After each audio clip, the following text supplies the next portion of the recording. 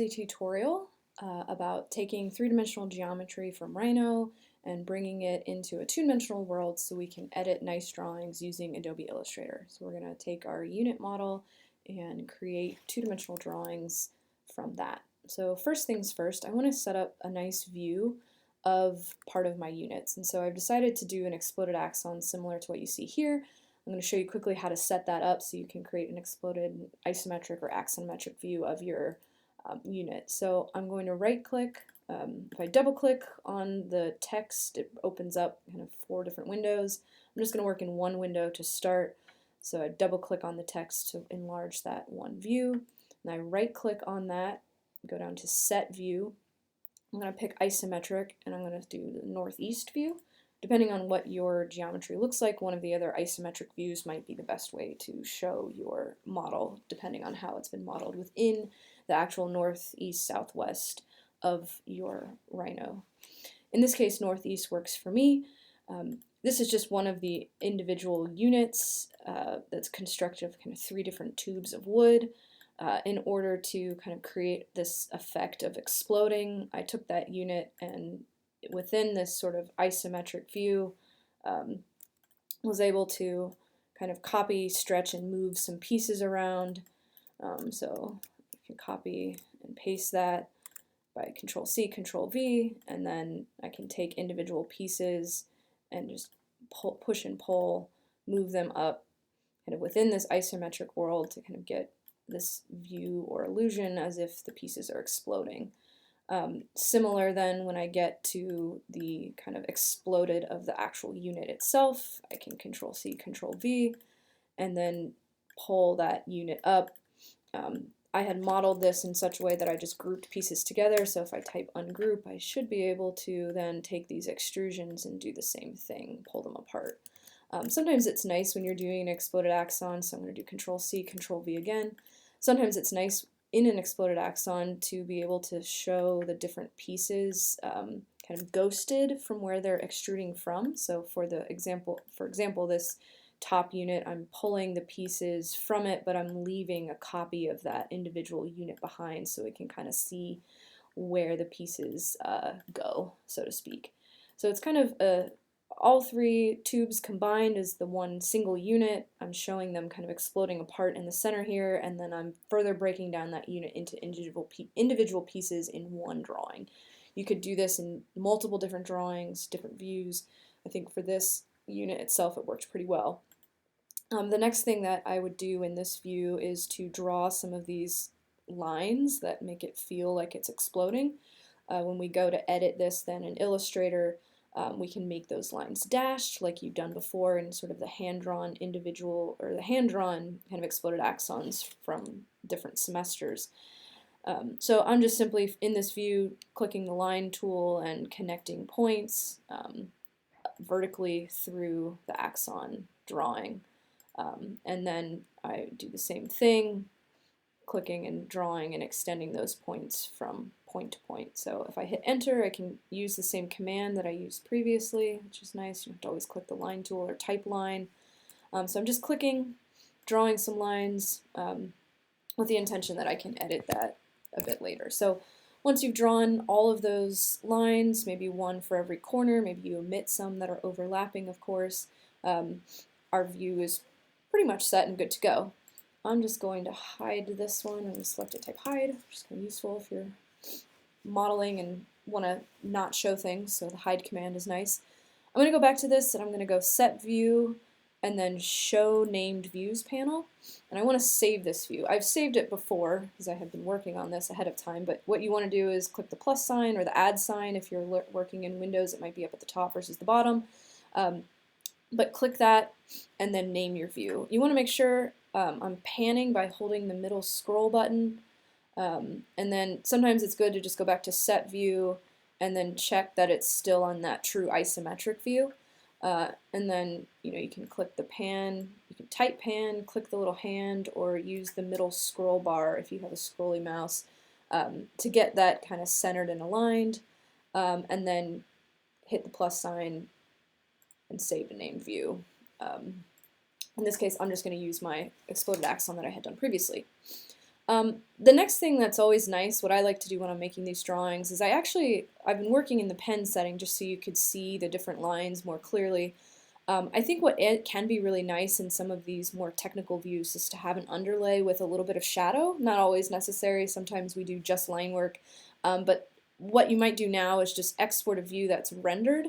If yours doesn't immediately look like this, just remember you can right click, go to display options, and then edit some different settings under rendered within kind of the display settings.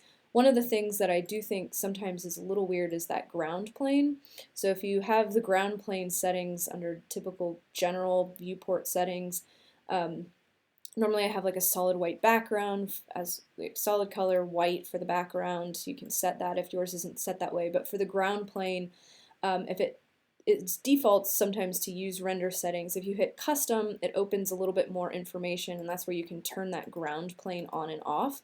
I think for these purposes, I like it as off, just so that I don't have that ground plane in my drawing. In other drawings, it might be nice to have that on. Maybe you explored with that previously, but in any case, you can tweak some of the other settings here where, of course, you want to turn off curves or you want to turn off other things, you can. I think for this, I'm just trying to get a little bit of a shadow and texture, so I don't want lines, curves, seams, creases on in this case.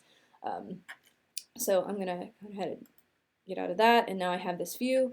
I'm going to type view capture to file.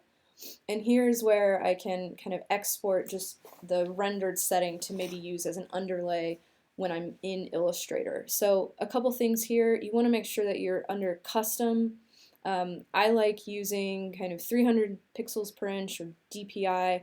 So if you set custom and change that 300, it'll change the size of your image in order to fit that 300 pixels per inch, which is fine. The transparent background can be helpful.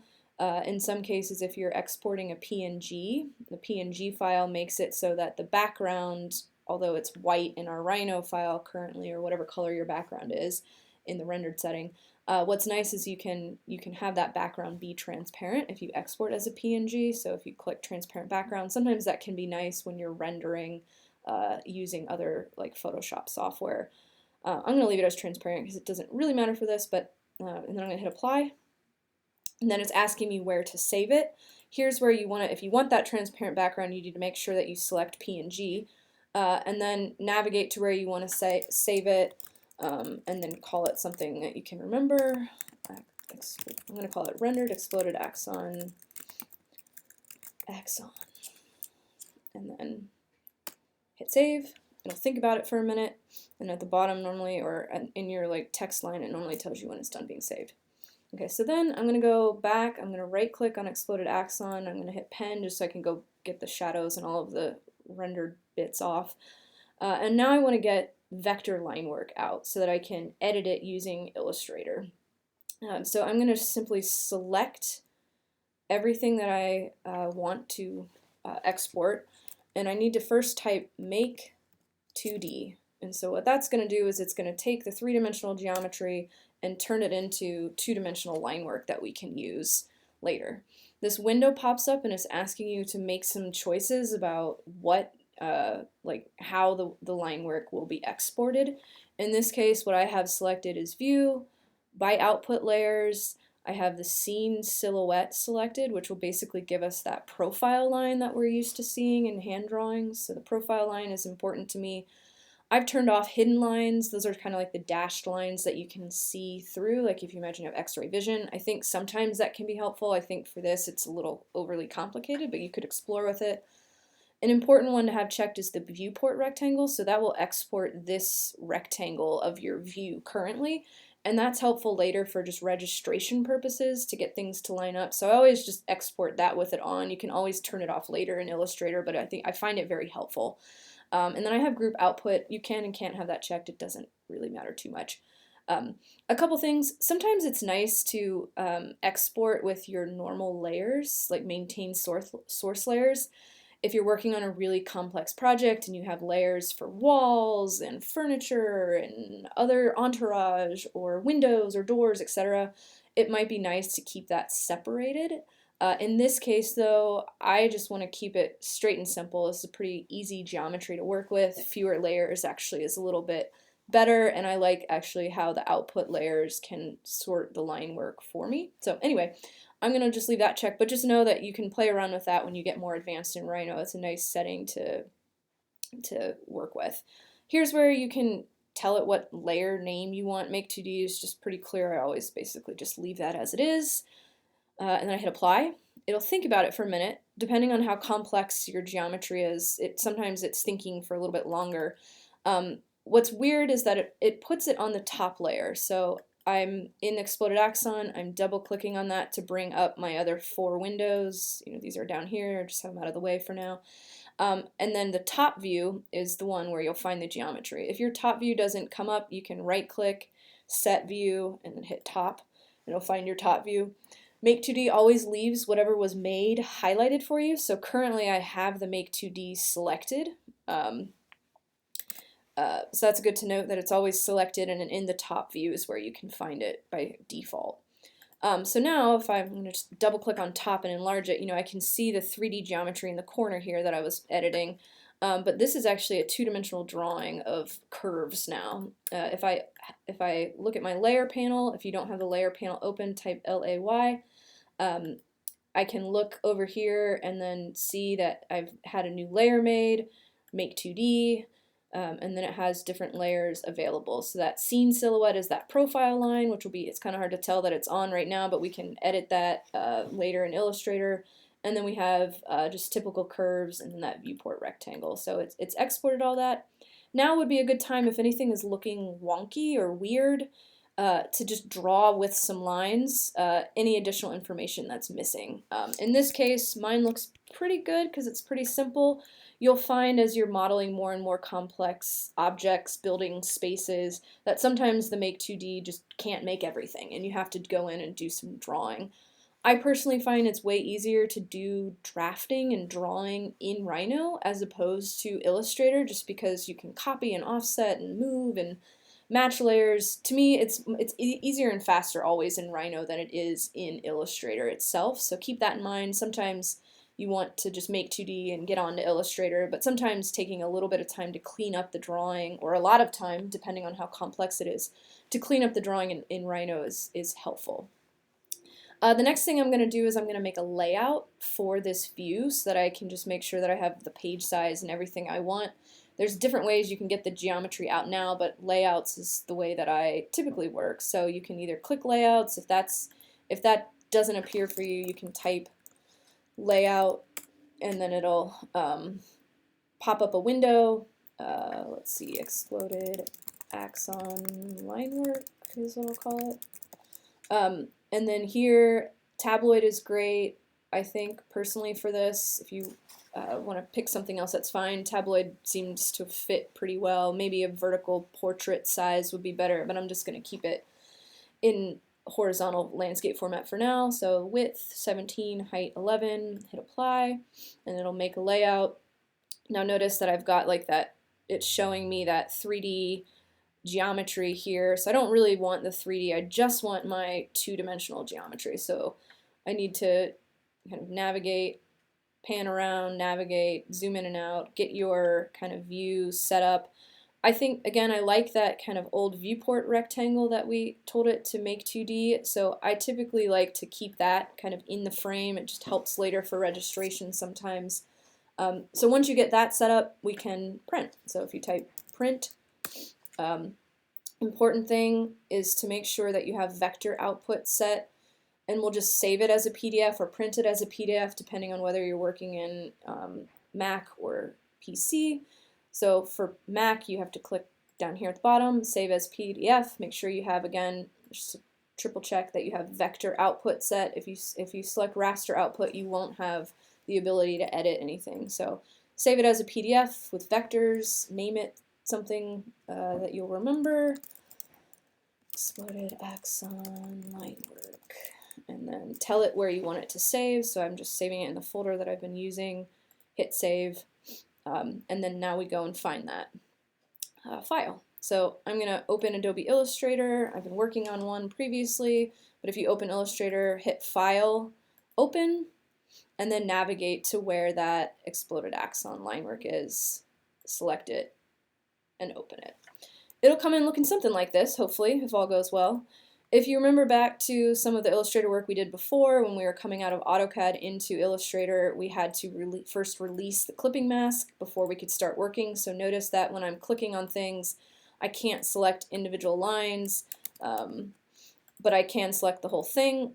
The little square with the dots that appears is telling me that there's a clipping mask, so I'm just going to left click to select it, right click, release clipping mask, and then I can delete that rectangle, and then we should be good to go. So the next thing that I would do is I would start by just putting things on their own layers. So I'm going to make a layer, and I'm going to call that the boundary, and then I'm going to select that rectangle, that viewport boundary, and notice when I click on it, to quickly move it to a layer, if I open the layers panel, I can click and drag that little square, and now it's on the boundary layer. I'm going to turn that off just to confirm that I did that correctly for now, and then I'm going to make another new layer. Just by clicking the little paper down at the bottom, create new layer. Sometimes it looks like a plus sign. And then I'm going to use the tool called the Quick Select tool. Now this is important. We've used it a little bit before, but I think it becomes really imperative when you're working on drawings like this to make sure that you get everything kind of layered appropriately. So notice that maybe on your screen it looks a little different, but notice that different layers have kind of come in, or different line weights have come in, and I want to just quickly move those to their own layers so I can control how thick those are globally. So I'm going to select kind of maybe if I click on a thin line, notice that the stroke up here is showing it at like 0.24. The stroke of like a fat line is 1.44. Sometimes the lines can overlap each other, so watch out for that. But I'm going to start with the small line. I'm going to click one of them. I'm going to come up here to the Quick Select tool. It looks something like this. Normally it's over on the right-hand side. I'm going to click the triangle first, and I'm going to select Stroke Weight. And then what that's going to do is it's going to select everything that's that stroke weight, and it's going to move it, or it's just going to select it. So I want to then, now that that's selected, I'm going to click the little square and drag and hold it to that new layer I made, and then I'm going to turn that on and off just so I can see what happened. So it looks like it moved all of the what I want to be dashed lines and all of the kind of thin detail lines. So I'm going to call that thin, and then I'm going to turn that off for a second and just to see, okay, so this is my profile line, so I'm going to call that thick. And so now I have, at least I've got things separated to two different line weights. So what's cool about that is I can select the whole thick layer. Let me turn that off so you can see. You can, by clicking the circle, so let me hit escape and try that again. So if I want to select everything on this thick layer, I just select the circle, and now I've globally selected everything. You have to be careful because sometimes you don't want to do that, but in this case I do. And so now I can toggle that line weight up and down. I can change the color of all of that profile line. I can make it as thick or as thin as I want it to be. I'm going to turn the profile line off for a second. So the one thing I do want to do is I want to get these these connective lines. I want them to be dashed in my drawing. So I'm going to make a new layer, and I'm going to call it dashed. And I'm just going to go through and I'm going to select those lines. I'm going to click and hold shift to select multiple lines at once. And then I'm just going to, again, take that square and drag them to the dashed line. I'm going to turn that off just so I can see what I missed, because sometimes it's easy to lose them. And so I'm going to do that until I get all of the lines that are supposed to be dashed onto that dashed layer. There's other ways to get Rhino, like 2D line work, out into Illustrator that sometimes can help preserve some of the line weights. So like if we had selected choose source layers, it might have kept some things on certain layers for us. But in this case, since it's such a simple drawing, just manually going through and kind of moving lines is just as good. So once you get that set up, then is when you can start tweaking some different things, right? So you can take then, turn the dash off for now. Let's see. You can take the thin lines and you can make them a little bit thicker. You can take the thick lines and make them a little bit thinner. And so you get this sort of ability to quickly edit different things within a file without having to go and select individual lines a million times. So if I want to make some dashed lines, for example, once they're all on there, I can come over to the stroke and make dash lines by clicking dashed. I can set that at, let's say, 3-point with a 3-point gap.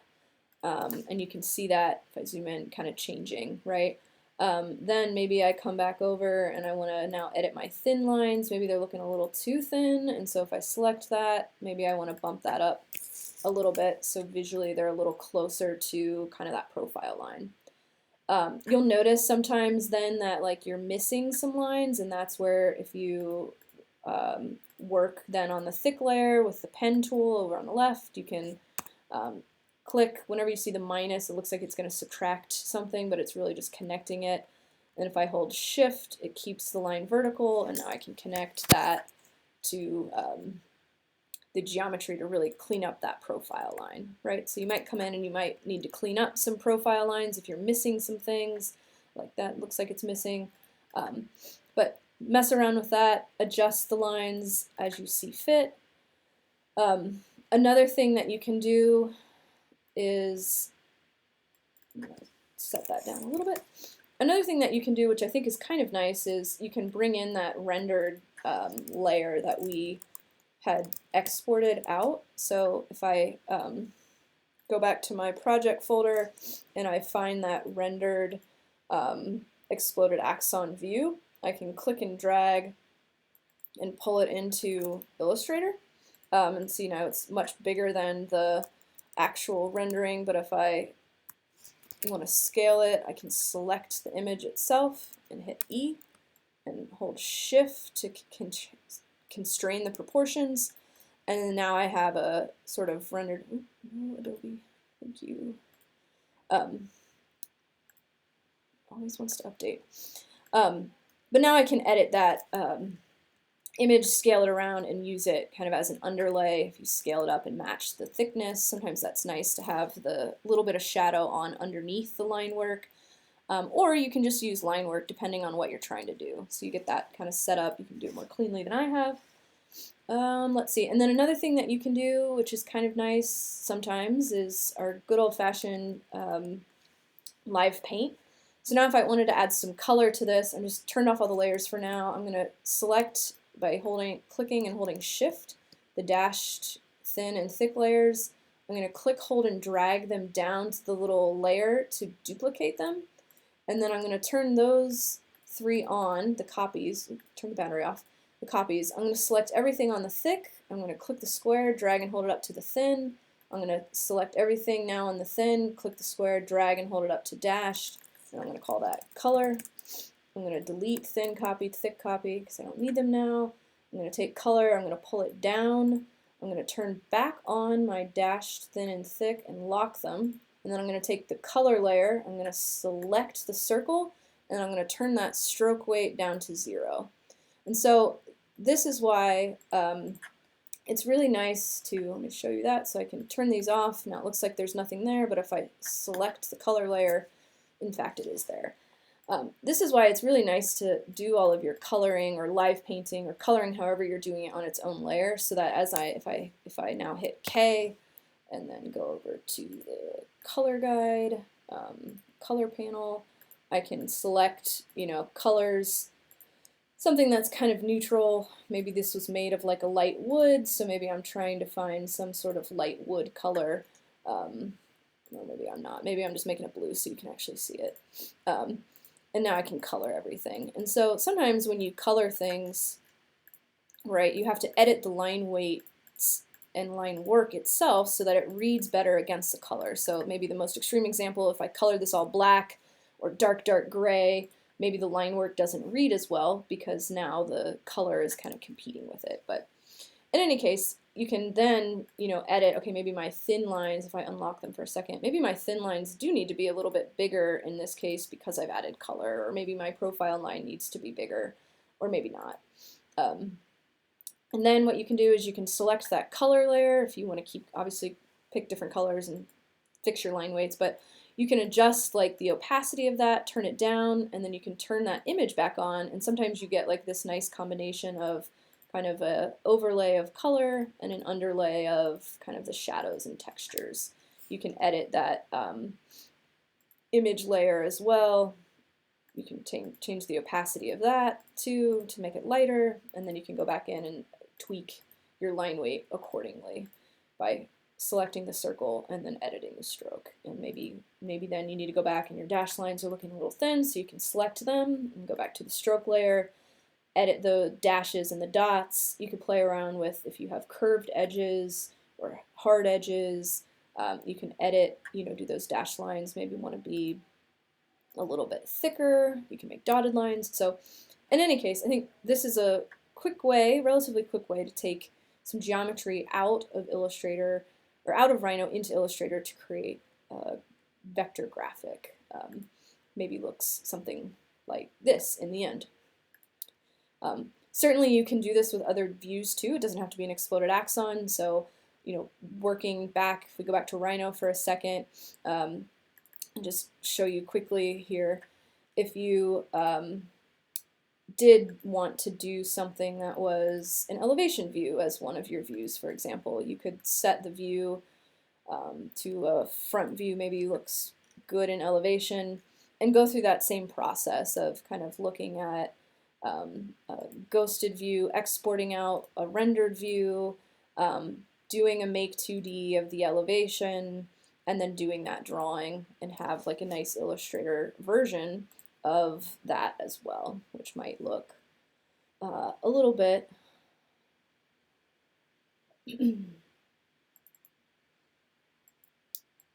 nicer than an actual rendering itself straight out of Rhino. So take a look at that. I think for this exercise, making two different drawings could be nice. So using something that speaks to the unit, doing a view that speaks to the overall units itself could be nice.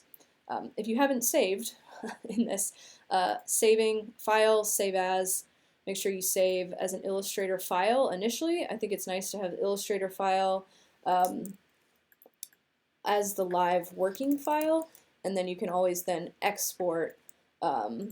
Maybe we'll go through exporting. So save the Illustrator file so that you can always come back and edit it, and then you can always go File, Save a Copy, and then save it as a PDF, and then name it accordingly.